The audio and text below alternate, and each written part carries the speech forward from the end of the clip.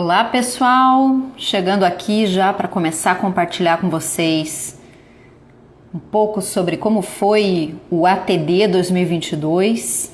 Então vou compartilhar um pouco com vocês os principais insights. Eu estive no ATD, o maior congresso de treinamento e desenvolvimento do planeta, reúne gente do mundo inteiro. Estive em 2019, antes da pandemia, estive agora em 2022. Percebi algumas mudanças bem significativas no perfil do congresso. Já fui compartilhando com vocês algumas pílulas, alguns insights que eu tive ao longo do congresso e hoje quero fazer um resumo para vocês. Também está aberta aqui a perguntas, curiosidades que vocês possam ter sobre essa participação. Vamos esperar mais um minutinho aqui do horário combinado.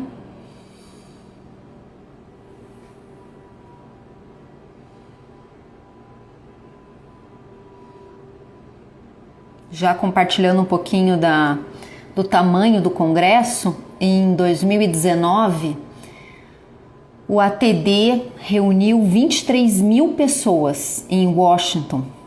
Sempre acontece nos Estados Unidos no mês de maio.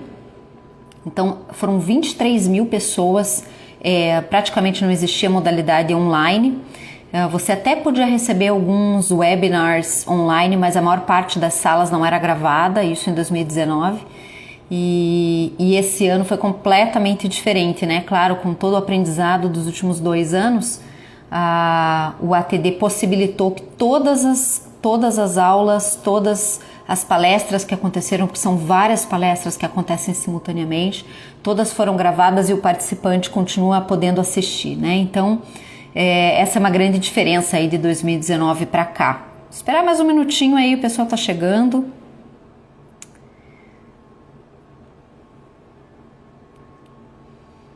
Então, o que será que mudou, né? De 2019 para cá, tanta coisa mudou no mundo e algumas coisas foram bem significativas de mudança no ATD 2022 também. Bom, vou começando aqui devagarzinho, o pessoal vai entrando. Então, o ATD, maior congresso de treinamento e desenvolvimento do planeta, todo mês de maio ele reúne especialistas do mundo inteiro, vem gente realmente de todos os continentes. Em 2019 foram 23 mil pessoas, praticamente só ao vivo, né? Aconteceu em Washington, esse ano aconteceu em Orlando. E o congresso esse ano teve todas essas possibilidades, né, de acesso, de gravação de todas as aulas. Então isso já é uma mudança incrível, né? Porque ela possibilita que pessoas do mundo inteiro possam se conectar online com esse congresso, né, com gente do mundo inteiro. E foi muito bacana porque algo diferente que aconteceu esse ano em relação aos anos anteriores foram os painéis. Eles rodaram painéis com diferentes temáticas por blocos de continente. E isso foi muito interessante ver que alguns dilemas são muito parecidos em qualquer lugar do mundo, apesar da gente enxergar tanta diferença, né? Como, por exemplo, o trabalho híbrido. Eu vou explorar um pouco mais isso. Como é que foi a percepção nos diferentes painéis falando sobre o trabalho híbrido, as dificuldades, os desafios e o que tem sido feito, né, em diferentes lugares? Bom, primeira grande mudança do ATD, olhando para 2019 para cá, foi o foco do congresso. Em 2019, a gente tinha várias trilhas. Então, você entra no congresso e você escolhe a trilha que você quer fazer. Então, a gente tinha várias temáticas em 2019, diferentes áreas, neurociência, tecnologia, a ciência do aprendizado, desenvolvimento de liderança, consciência intercultural, várias trilhas diferentes. Esse ano a gente teve um estreitamento das linhas de estudo durante o congresso. Então, basicamente, foram 5 blocos que foram explorados em diversas palestras simultâneas. Primeiro, prontidão para o futuro e agora. O que vai acontecer a partir de agora? Um mundo de mercado de trabalho pós-pandemia. Esse foi um dos carros-chefes do congresso. Segundo bloco, gestão de talentos, como é que a gente gerencia talentos nesse novo contexto de mundo. E aí uma das temáticas muito exploradas dentro de gestão de talentos foi a questão de inclusão. Terceiro bloco, ciência do aprendizado, como que a neurociência está trazendo luz sobre o processo de aprendizado e o que a gente precisa mudar quando a gente fala da perspectiva de aprendizado nas organizações. O quarto bloco, claro, tecnologia, como que a tecnologia vai continuar impactando esse segmento. E o quinto bloco, desenvolvimento de líderes. Então, o congresso todo, todas as palestras aconteceram acerca desses 5 temas. Tá? Então esse foi uma grande diferença. E eu resolvi pegar cada um desses blocos e trazer alguns insights aqui para fazer um resumão do que aconteceu no Congresso. Então, pegando o primeiro bloco, de prontidão para o futuro. Alguns painéis aconteceram falando sobre o que está acontecendo em diferentes continentes do mundo e o trabalho híbrido, por exemplo, como uma constante demanda de continuidade vindo dos colaboradores. Então vou explorar um pouquinho mais isso daqui a pouco, mas estar cada vez mais pronto para essa mudança, porque a gente não vai voltar para aquele normal. Então essa expectativa que alguns líderes estão de vamos voltar para o normal, vamos voltar para o que acontecia antes, vamos voltar todo mundo presencial, não é algo que tende a acontecer, porque as pessoas já foram impactadas, as organizações já foram impactadas, algumas viram produtividade nisso, algumas viram vantagens e alguns segmentos vão ser mais impactados do que outros, claro. Mas algo que foi uma grande temática do Congresso foi o esgotamento dos profissionais. Então, olhando assim, para a gente olhar para o futuro, a gente precisa ver onde a gente está. E um dos grandes pontos de conversas, diálogos e trocas de prática que aconteceu no Congresso é o que a gente faz com a quantidade de pessoas em burnout, em esgotamento. Então, assim, se você ainda tem em mente que burnout é mimimi, ou é cansaço, é falta de vontade de trabalhar, você vai precisar revisar os seus conceitos, vai precisar conhecer, entender o que isso significa. Burnout é um esgotamento da mente. Tua mente não funciona mais do jeito que deveria estar funcionando. E pode alguém ter burnout fazendo algo que gosta? Pode. E o que os especialistas ao longo desse congresso discutiram? As pessoas muitas vezes elas estão chegando nesse momento, no momento pós-pandêmico, com essa sensação de esgotamento, sem ter consciência do que o que cada um está sentindo pode significar um burnout. Então, uma das grandes discussões tem muitos profissionais em burnout que inclusive não sabem que estão passando por esse processo. Muitos estão pedindo desligamento das suas organizações porque entendem, por exemplo, que não querem mais fazer aquilo que estavam fazendo antes, mas não porque elas não se conectam mais com aquele trabalho. Muitas simplesmente porque estão no limite, porque tiveram que lidar com muita coisa ao longo desses últimos 2 anos. Então, além da gente ter vivido uma mudança, como todo mundo sabe, da forma de trabalhar, a gente teve que lidar com papéis diferentes debaixo do mesmo teto, processos de luto que muitos tiveram que viver. Então tudo isso chegou a um ponto de ter e aí eu procurei números para trazer para vocês, mas cada palestra que eu assisti trazia um número diferente sobre qual é o número de profissionais que se diz que alega estar em burnout agora, Então a sociedade americana diz uma coisa, a brasileira diz outra. Quando a gente olha alguns números mundiais, não bate um número com o outro. Então resolvi não trazer nenhuma fonte específica, mas saiu uma reportagem no New York Times há mais ou menos 2 semanas falando sobre burnout e associando esse burnout, esse esgotamento dos profissionais, ao que eles estão chamando de Great Resignation, que é um pedido de demissão coletiva, que é um fenômeno que começou a acontecer em dezembro de 2021 aqui nos Estados Unidos,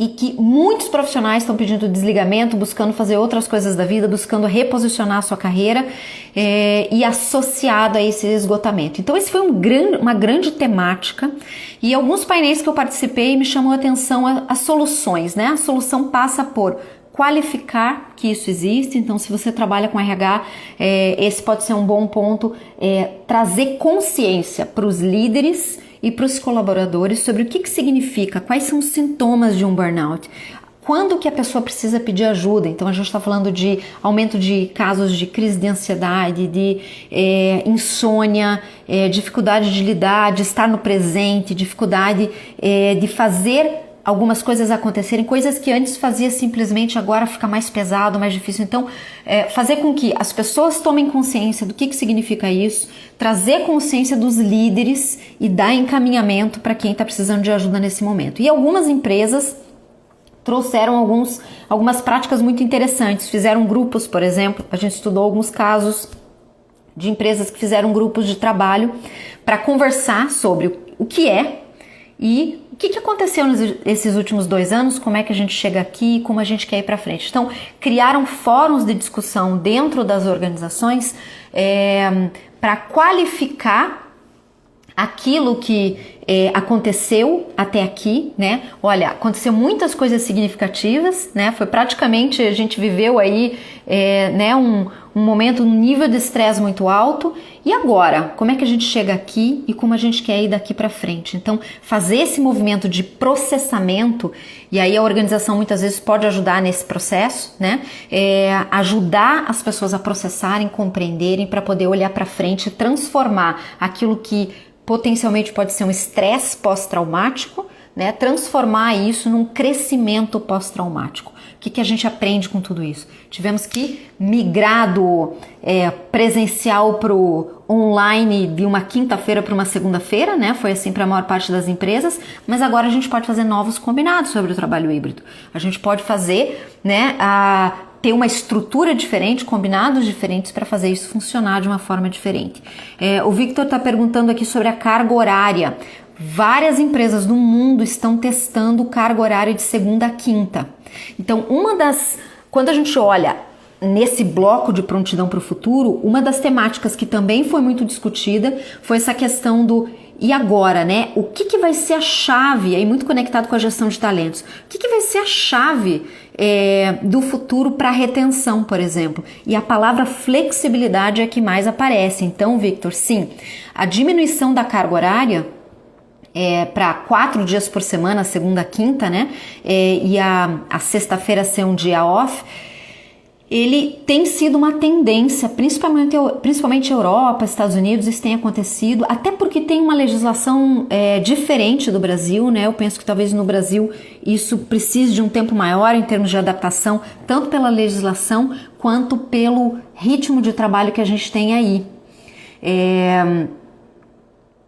Então, mesmo o movimento do The Great Resignation, que eles estão chamando aqui nos Estados Unidos, né, que é esse movimento de muitos profissionais pedindo a conta por causa do esgotamento, porque querem procurar outras coisas para fazer, isso vai impactar de uma forma diferente no Brasil, porque a gente tem 14 milhões de desempregados, então as pessoas, né, têm uma condição diferente, mas também tem acontecido no Brasil. Então, flexibilidade significa, né, nesse contexto de prontidão para o futuro, talvez uma carga horária menor de trabalho, e manter ou ter a possibilidade de escolha de aplicar para vagas online, vagas híbridas. Então isso permanece uma tendência, tá? Podem continuar fazendo como o Victor, podem jogando perguntas aqui, se alguma coisa pipocar em mente, que eu tenho algumas coisas para compartilhar, mas eu vou trazendo para vocês conforme vocês vão se interessando também, tá?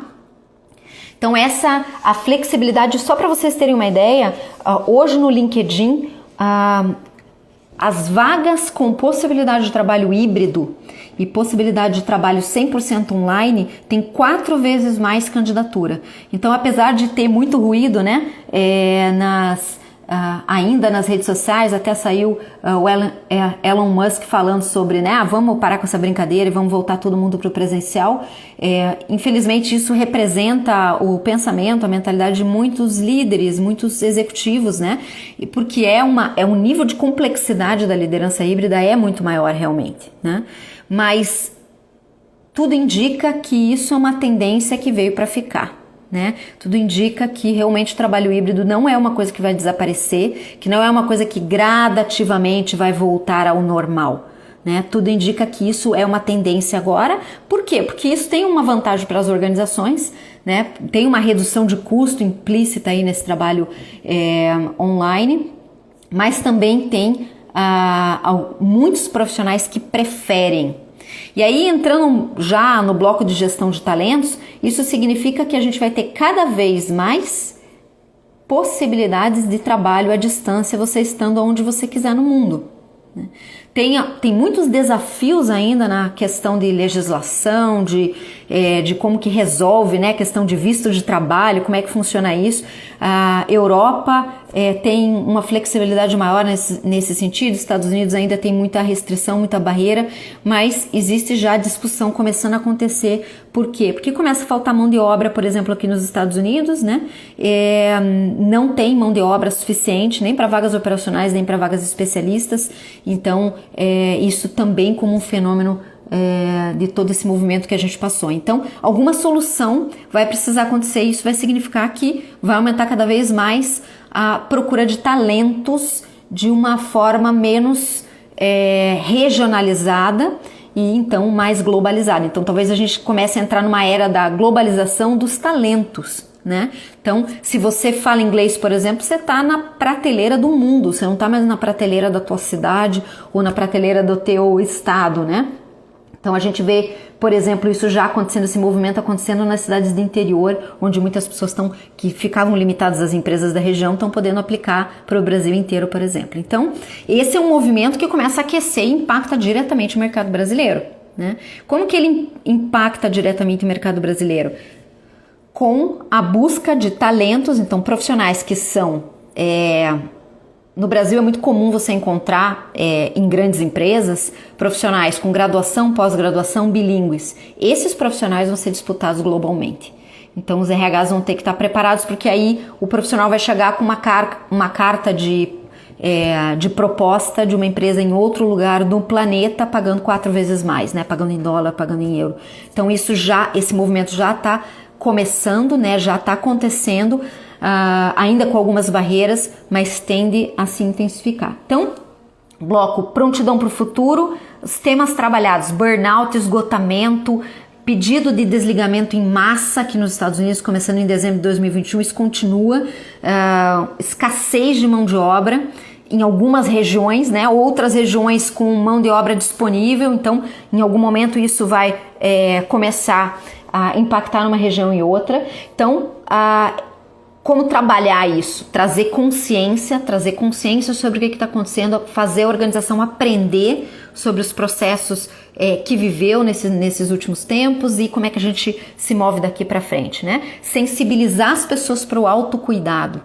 Principalmente quando a gente está falando em liderança remota, a gente precisa... Cada vez mais a gente já fala em protagonismo de carreira, a gente já fala, né, em cada um cuidar da sua própria carreira, ter o autocuidado, mas agora mais do que nunca, porque o gestor não está de olho o tempo todo, né? Então as pessoas vão ter que se responsabilizar cada vez mais por esses autocuidados, pelas fronteiras, pelos limites, né? Então, em especial na cultura brasileira, a gente percebe que tem muita invasão de limites ainda em relação a horário de trabalho, a como é que a gente vai fazer esse combinado. Então, gestores, né, que ainda sentem muita insegurança pela falta de controle que o trabalho híbrido traz. Então, traz todo um questionamento, inclusive na mentalidade da liderança, né? Esse modelo que se perpetua. Porque se antes alguns gestores estavam pensando, isso é temporário, a pandemia vai passar e tudo vai voltar ao normal, agora a gente vê que isso continua, então eu preciso aprender realmente de forma sustentável a lidar de uma forma diferente. Quais são os grandes dilemas que estão acontecendo ao redor do mundo? Então, participei de painéis na Ásia. Eu estava curiosa para saber se na Ásia era diferente, por exemplo, os dilemas da liderança híbrida, né? Porque lá a relação com o trabalho é diferente, é uma relação de viver para o trabalho, né? Como é que era? Continua a mesma preocupação que a gente tem nas Américas, na Europa. Então, os painéis dos diferentes continentes praticamente circularam nas mesmas temáticas. Como é que a gente faz o trabalho híbrido acontecer de uma forma que o gestor possa acompanhar o resultado, saber cada vez mais trazer métrica para aquilo para aquilo que se exige em termos de performance no cargo, né? Como é que eu tangibilizo as entregas das pessoas e como é que eu faço combinados para fazer funcionar. Então, se antes, né, quando a gente teve que migrar para esse modelo, teve que ser tudo em cima da hora, né? De quinta para segunda tivemos que ir para o online, agora a gente pode fazer combinados. Então, como que vai fazer? Se a vaga é híbrida ou se a vaga é 100% online, quais são os pontos, qual é a estrutura que você precisa ter na tua casa em termos de de internet, de estrutura de trabalho mesmo, de escritório. Então, alguns painéis discutiram isso, assim, quais seriam os combinados necessários para que isso funcione, né? Para que realmente possa ser produtivo. E aí, a manutenção do trabalho híbrido como um fator de retenção, como eu falei para vocês. Então, flexibilidade para quem entrou agora. Flexibilidade é uma chave quando a gente está falando de gestão de talentos e olhando para o mercado no futuro. Bom, vocês podem ir colocando perguntas aí, estou curioso sobre isso, gostaria de saber, né, mais sobre determinada temática.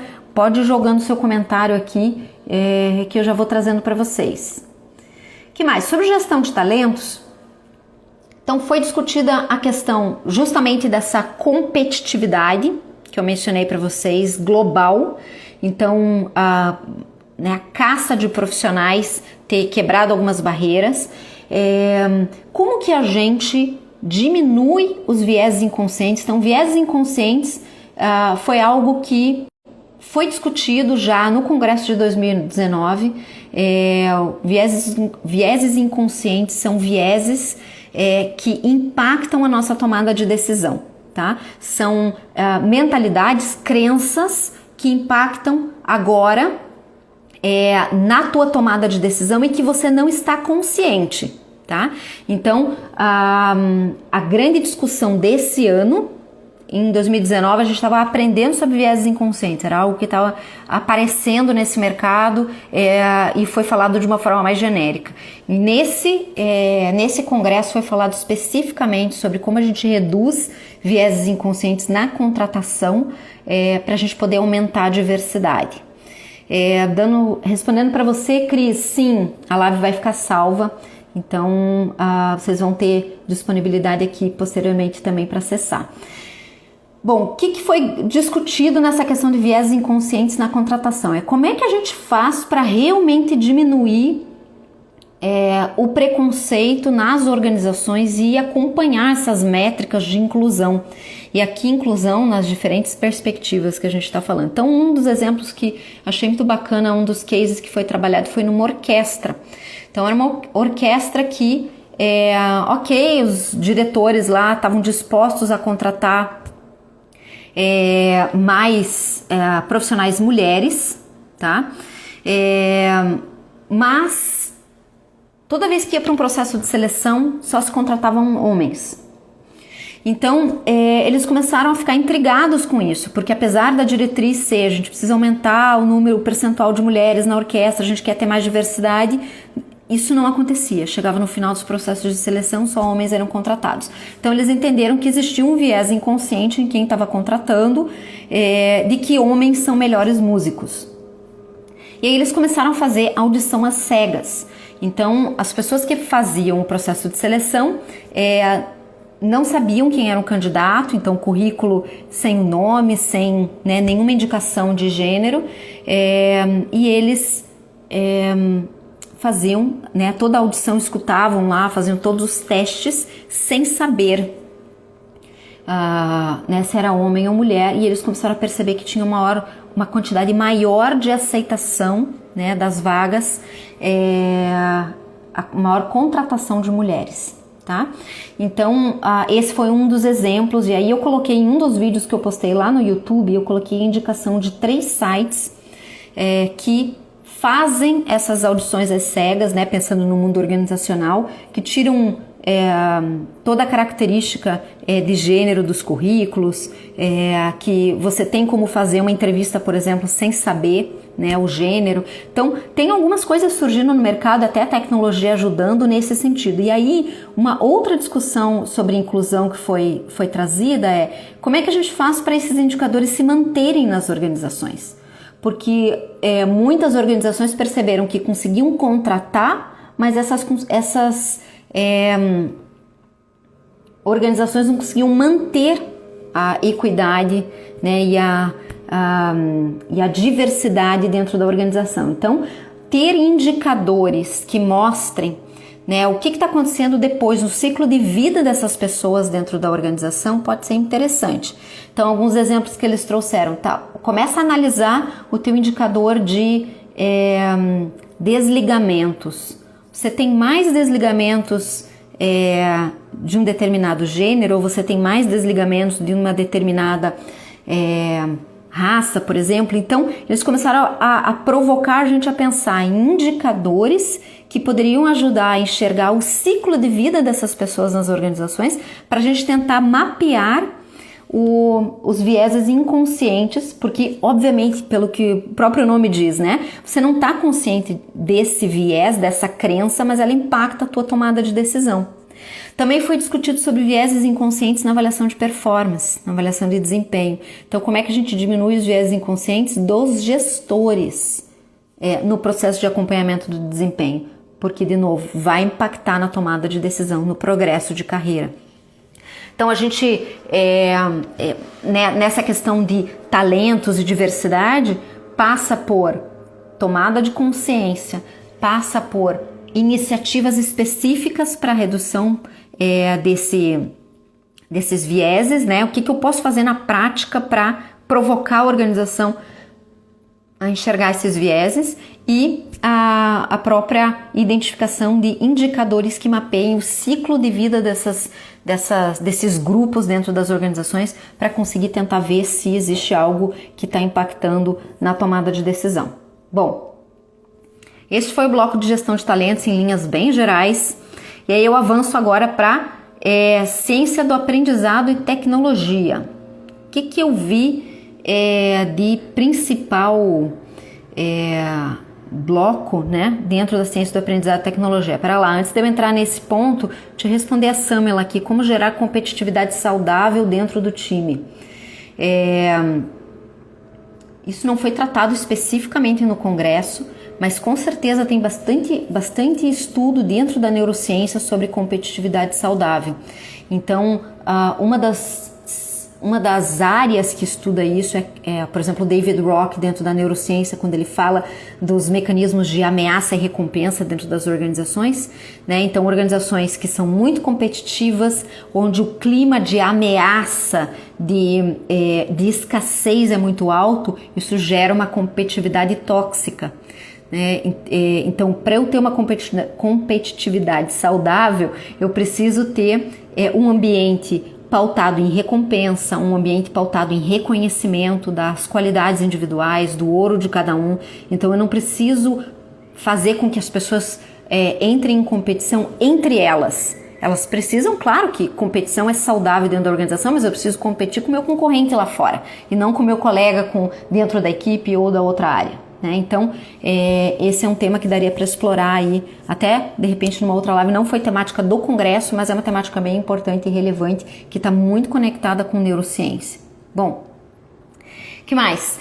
Falando de ciência do aprendizado e tecnologia, o que eu percebi? As principais empresas de tecnologia que estavam expondo em 2019 estavam agora em 2022. Então, a tendência da tecnologia na questão dos óculos virtual, por exemplo, treinamento totalmente virtual, e aí ativo, não passivo, né? Eu não vou só pôr um óculos e enxergar um cenário, eu vou colocar um óculos e eu vou interagir com o cenário. Então, uma das simulações que eu fiz lá era um treinamento de segurança, onde eu precisava escolher. Então, aparecia um cenário lá dentro do óculos virtual. Olha, se você estivesse em tal situação, como é que você resolveria isso? E aí eu selecionava lá uma opção, né? Então, você está com o óculos, com a sensação de que está ali na tua frente o cenário, você toma a decisão, e aí ele mostra qual é a consequência daquela decisão, né? O que vai acontecer se você tomar aquela decisão. Então, isso tem crescido de uma forma exponencial, especialmente dentro da área de segurança do trabalho, porque você não precisa colocar a pessoa em risco dentro da fábrica antes dela fazer algumas simulações. Então, é uma ferramenta incrível. Ainda é cara a questão da tecnologia, porque você precisa desenvolver o treinamento, né? Todo o mapa virtual e mais o óculos virtual e tudo isso ainda, mas isso tem baixado, né? E a tendência é que nos próximos anos isso ganhe escalabilidade, tá? Mas, Luciana, isso vai ser só usado na área de segurança? Não, na área de segurança eu vejo um potencial gigantesco, mas na área comportamental também, porque você vai ter simulações, né? Você tá lá negociando, por exemplo, com um cliente. E aí você coloca o óculos virtual. O cliente falou tal coisa, aí você vê a cena, o cliente está na tua frente, você lá com o óculos virtual. Como é que você resolveria essa situação? Você marca lá a resposta, ou você, né, faz a interatividade ali e aí vê a consequência. Então também dá para pautar isso com base em teorias de comportamento dentro da área de soft skills, né, dependendo do que você está treinando, comunicação, negociação. Então tudo isso pode, sem dúvida nenhuma, ajudar o desenvolvimento comportamental. Suelen, tô vendo que você está tentando talvez fazer uma pergunta. Você pode escrever aqui no comentário que eu recebo a tua pergunta e posso interagir com você.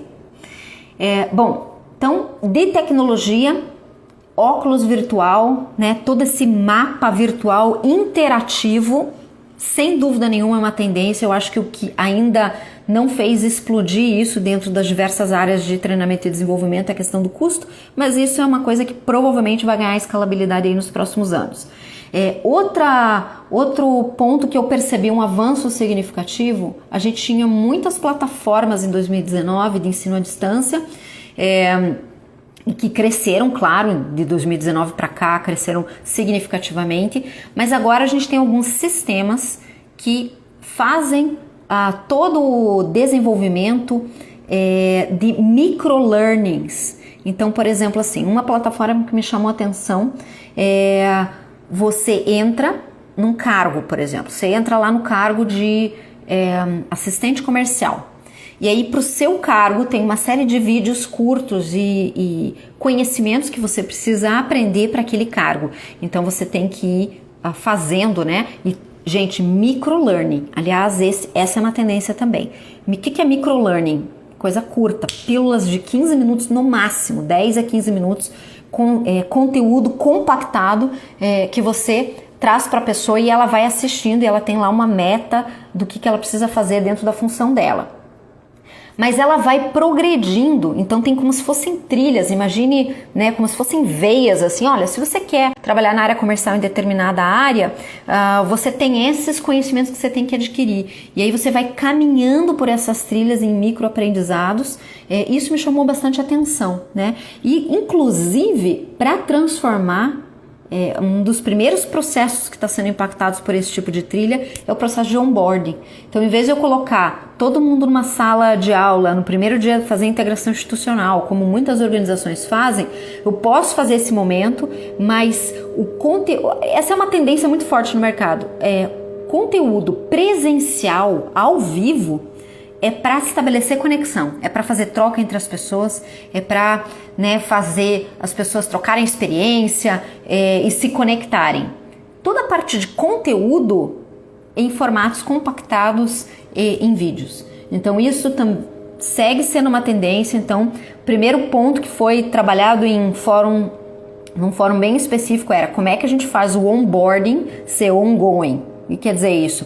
Como é que a gente faz o programa de integração institucional deixar de ser algo pontual lá no começo da jornada, no primeiro dia, na primeira semana, e passa a ser algo ao longo do caminho. Bom, isso não é uma grande novidade em termos de melhores práticas, porque as melhores práticas do mercado já falam que esse processo de integração não pode ser exclusivo da primeira semana, tem que ser um processo ao longo de 6 meses, por exemplo, que são 6 meses que um profissional precisa para se sentir integrado, parte de uma nova organização.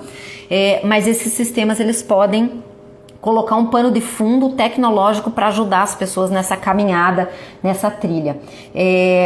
Quero contar para vocês que a LighterUp tem estrutura, sistema e tecnologia para construir esses onboardings para você. Então, se você trabalha com RH e você gostaria de fazer uma trilha online, a gente pode fazer para você, a gente monta essa trilha, inclusive com lembretes que vão pipocando para o profissional ao longo da caminhada dele. Então, isso já é possível. E aí, no congresso, né, eu percebi que teve um crescimento grande de tecnologia nessa área.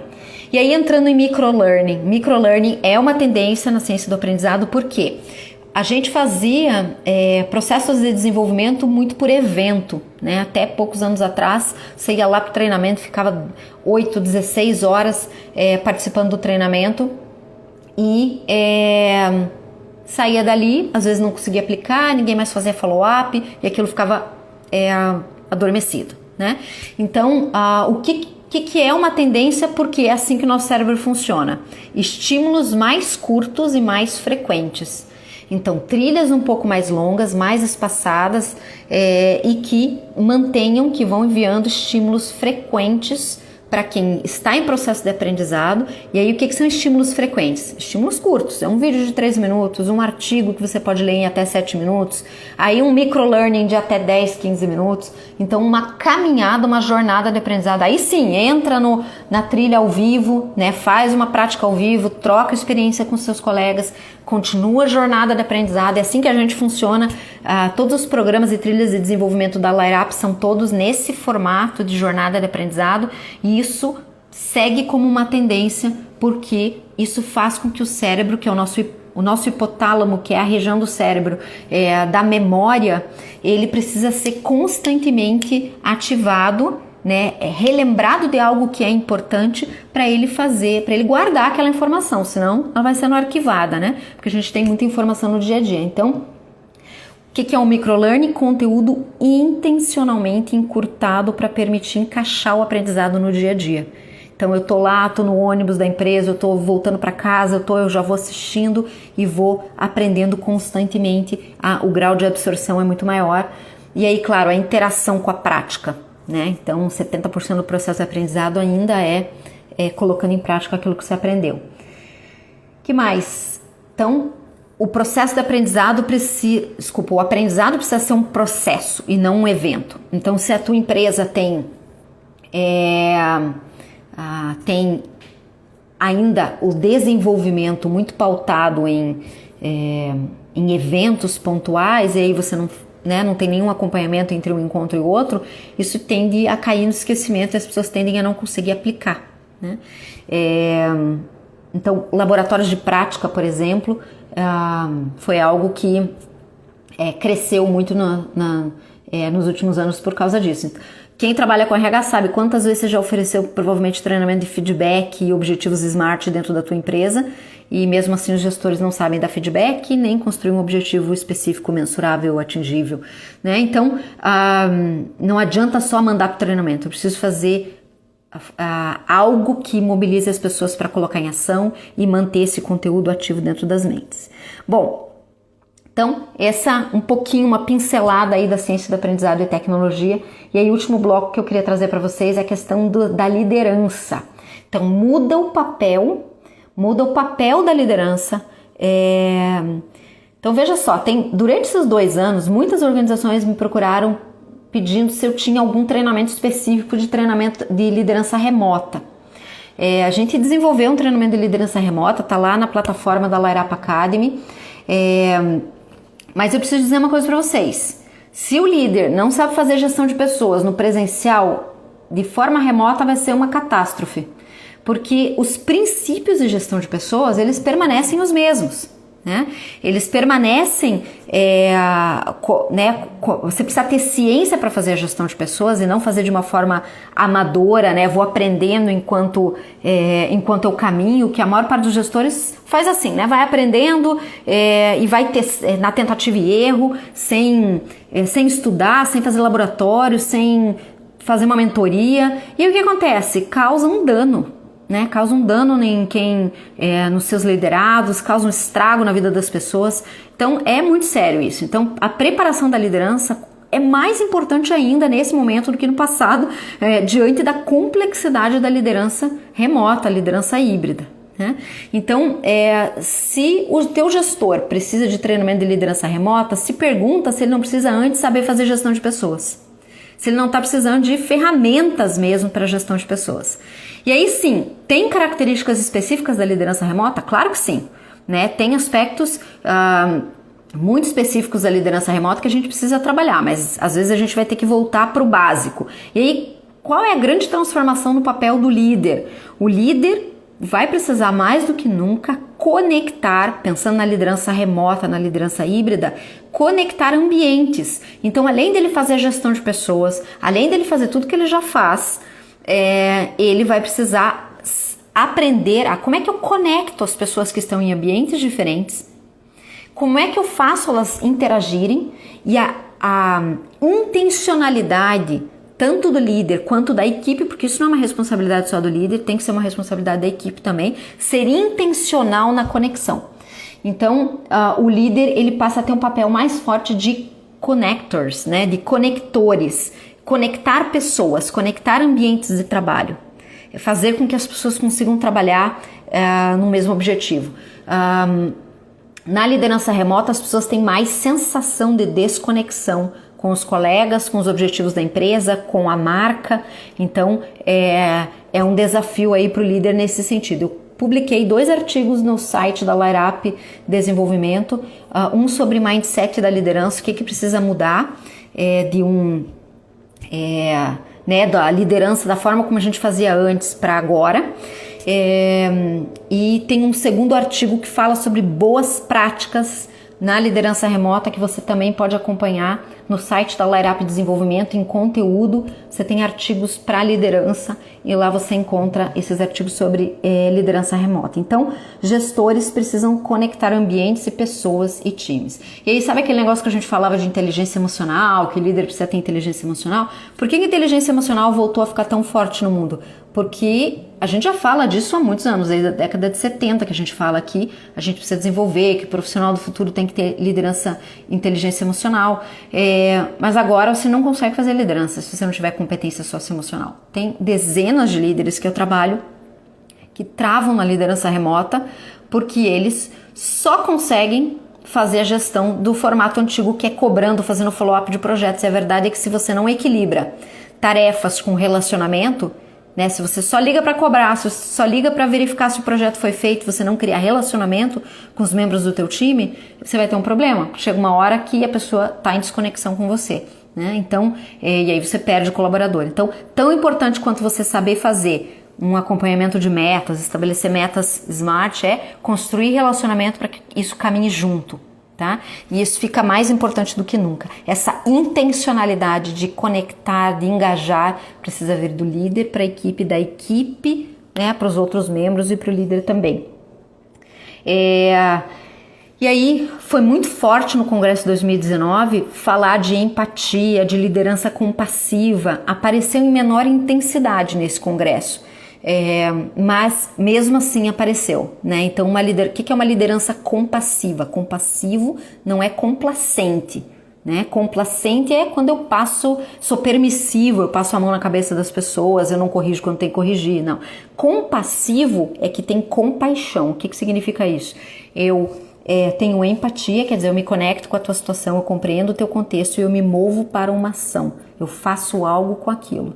Então, a liderança compassiva significa que eu preciso me conectar com a realidade do outro, entender o contexto. Então não dá para trabalhar e liderar remotamente se você não compreender o contexto que cada um tá. E eu preciso me mover para uma ação, fazer algo a partir disso, né? Não é o teu trabalho resolver o problema da vida privada de cada um, né? Quando a gente está falando de liderança remota, mas os diversos universos impactam na produtividade. Então você precisa compreender o contexto, entender o que está acontecendo. Então, e aí o que muda para o RH? Né? O RH, a palavra que foi usada durante o congresso é RH como um Change Master. O que significa isso? Teu foco como RH precisa ser um maestro da gestão das mudanças. Por quê? Não vai diminuir o ritmo. Até 2030, todo mundo que estuda futuro do trabalho e, né, diz que a gente está vivendo a maior revolução que a gente já viveu nas últimas décadas. Apesar da gente já ter vivido várias revoluções industriais, essa é que tem a maior intensidade com o menor período de tempo. Então, até 2030, a gente vai passar por muita transformação. E o principal papel do RH é estar nessa cadeira de maestro das mudanças, né? E para ser maestro das mudanças, vamos combinar que você tem que fazer gestão de mudanças, né? Saber fazer gestão de mudança de uma forma profissional, de novo, não amadora, não na intuição, né? Então, é saber fazer, ter técnica para fazer. Se você quiser ler alguma coisa sobre gestão da mudança, veja o livro do John Kotter, Liderando Mudança, Nosso Iceberg Está Derretendo. São livros que são bem instrumentais e que ajudam. E aí, como RH, você vai precisar ensinar os teus líderes a fazer gestão da mudança, porque a gente vê muito amadorismo também na gestão das mudanças por parte da liderança que não sabe fazer isso, né? E eu quero dar um exemplo para vocês nessa questão do amadorismo, né? Eu vejo muitas... Vou fazer um paralelo aqui, né? Eu vejo muitas pessoas falando... eu falo espanhol, né? Às vezes coloca no currículo, eu falo espanhol, eu sei falar espanhol. A gente que fala português, muita gente acha que fala espanhol, né? E aí a hora que você vai testar numa entrevista, por exemplo, a pessoa fala portunhol, né? Ela enrola um pouco do português com umas palavras que ela sabe do espanhol, e aí ela acha que aquilo é espanhol. Daí você pergunta, já estudou espanhol na vida? Não, nunca estudei. Então, o que é isso? Esse é o amadorismo, né? É o cara que faz gestão de pessoas, que faz gestão remota, que faz gestão na mudança, e ele acha que ele fala essa língua e que ele faz isso profissionalmente, mas na verdade é um portunhol, né? Na verdade ele não tem ciência nenhuma naquilo que ele faz. E aí o que acontece de novo? Ele causa dano, ele causa estrago. Aí ele não sabe por que ele não consegue reter pessoas, aí ele não sabe por que né, porque ele tem tanta dificuldade de fazer a tal da liderança remota, tal da liderança híbrida, é porque ele não sabe o básico, porque ele está indo no amadorismo. Enfim, gente, em resumo, né, eu vou chegando na reta final aqui. Resumo, foram esses os principais pontos. Então, o que a gente viu, né, de principal? Grandes discussões sobre liderança remota, tendências no mercado de trabalho, trabalho híbrido vai continuar, não vai continuar, gestão de talentos, ciência do aprendizado. Então essas foram as principais temáticas desse congresso. Eu vou disparar mais alguns conteúdos ao longo das próximas semanas, ao longo dos próximos meses, acerca disso tudo que a gente conversou. Para quem é da área de RH, quero dar mais uma dica: psicologia positiva, que é a ciência que estuda o bem-estar e a saúde mental. Né? Psicologia positiva não tem nada a ver com pensamento positivo. Psicologia positiva é a ciência que estuda bem-estar, saúde, prevenção, né? Como é que eu faço para não adoecer a minha mente? Né? Como é que eu faço para prevenir, para ter uma mente saudável? Essa ciência da psicologia positiva está em alta, foi falado ao longo de todo o congresso. Né? Propósito, bem-estar,